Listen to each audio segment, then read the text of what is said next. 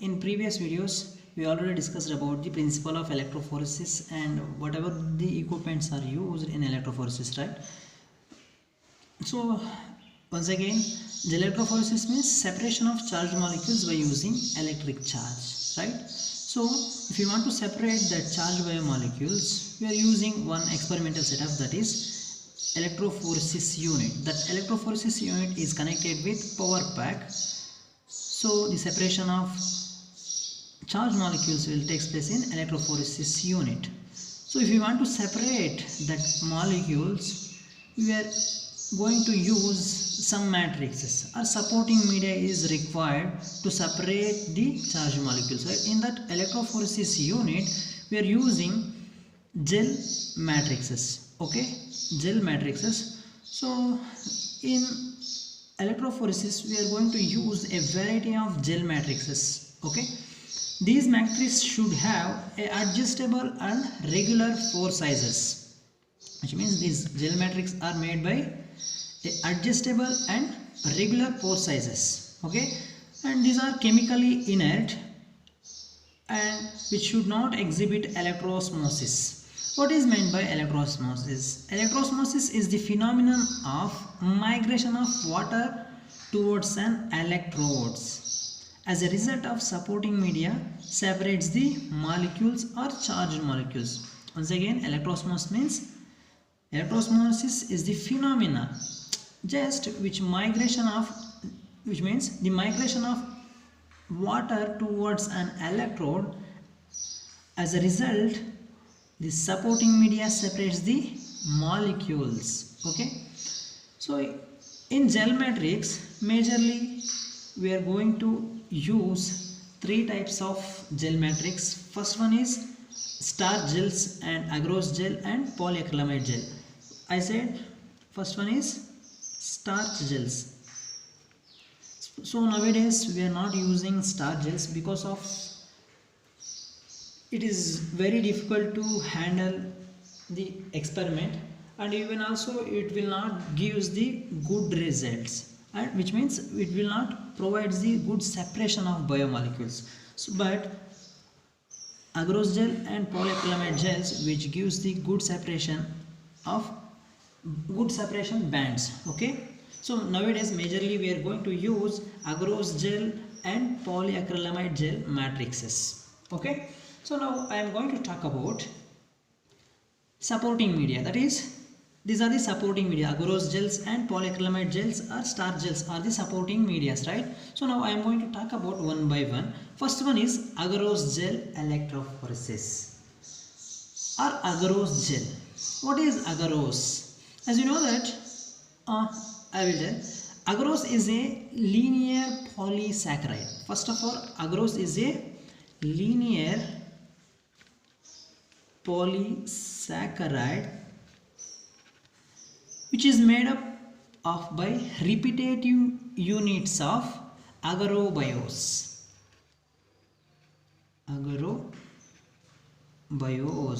Agarose is a linear polysaccharide which is made up of by the basic repeated units of agarose. Okay, like glucose, yes, for example carbohydrates, polysaccharides which consists of repeated units of disaccharides or repeated units of monosaccharides, right? So as the same scenario, this linear polysaccharide, which one, agarose, is repeatedly made up of by the basic units of agarose. Then what about agarose? Agarose which consists of, it is first of all, agarose is the one of the disaccharide which consists of two units, that is galactose plus 3,6 anhydrogalactose.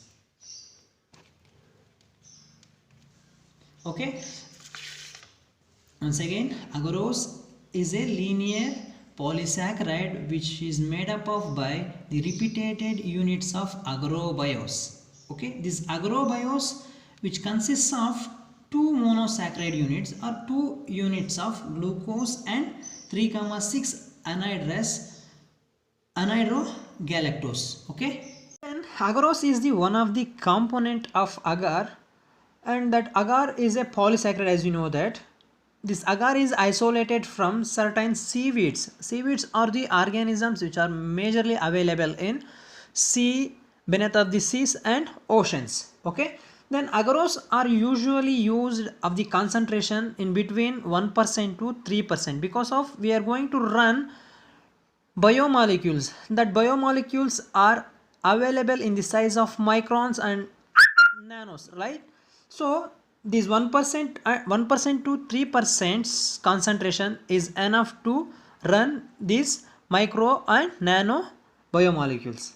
Then agarose gels are formed by the suspending of dry agarose in a aqueous buffer. When we are going to add this dry agar into aqueous buffer and then boil this mixture until a clear solution forms. Afterwards, this is poured and allowed to cool at a room temperature. It will form a rigid gel. Once again, the formation of gel which takes place when a dry agar is added into a solution of buffer and then boiling the mixture until the clear solution forms. And when we are going to pour the solution into tray and allow to cool at the room temperature, it will form a rigid gel. That's enough. Then the pore size of the gel, which is controlled by the initial concentration of agarose what we are going to add into buffer solution. Okay, the pores main important of gel is pores, right? That pore property is the most important, right? So that pore sizes in gel which is proportional to the concentration whatever we added into buffer solution. Okay, if you want to create larger pore size of a gel, we need to add low concentration of agar into buffers. If you want to prepare smaller pore size gel, we need to add less amount or high concentration of agar into small quantity of buffers. So this is the scenario for the preparation of agarose gel. So agarose gels are mainly used in electrophoresis for the both separation of proteins and nucleic acids, but it is the most effective technique to separate nucleic acids majorly. Next one is polyacrylamide gel. Polyacrylamide gel is the gel or supportive media which are used in electrophoresis as well as agarose gel electrophoresis. The main difference is agarose gel electrophoresis and in between polyacrylamide gel. Agarose gel electrophoresis or agarose gel media are used mainly to separate nucleic acids, but in this case of polyacrylamide gel we are going to separate proteins. Okay, thus polyacrylamide gels are obtained by the copolymerization of acrylamide gel, acrylamide component, and another one component is N-N-methylene bisacrylamide. This N-N-methylene bisacrylamide also called as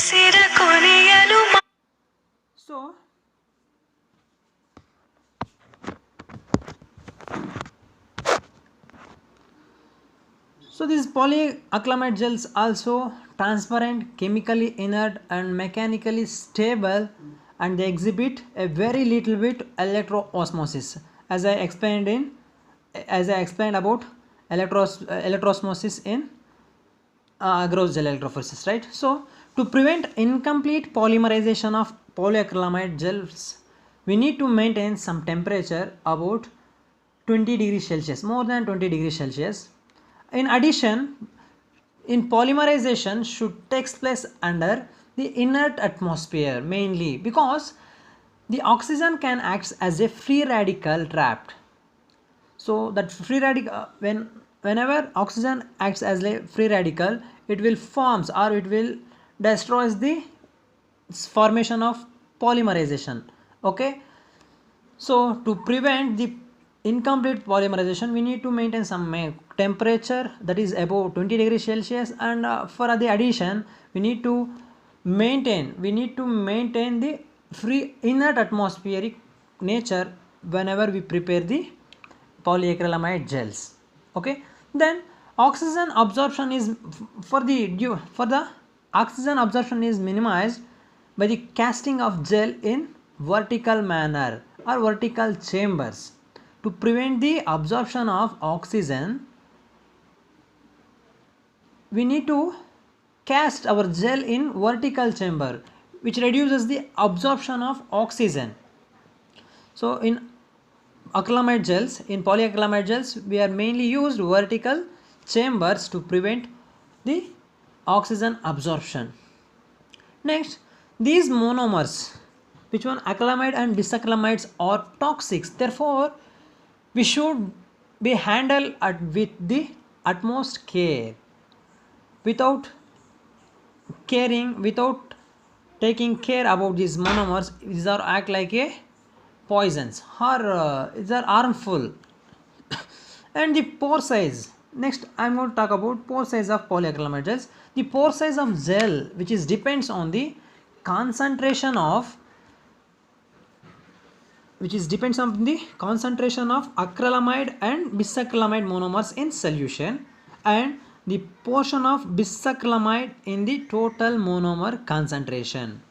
Again, the pore size of gel depends the concentration of acrylamide and bisacrylamide monomers in the solution and the portion of bisacrylamide in the total monomer concentration. That is, T is equal to mass in grams of acrylamide plus mass of bisacrylamide in grams divided by volume of the solution.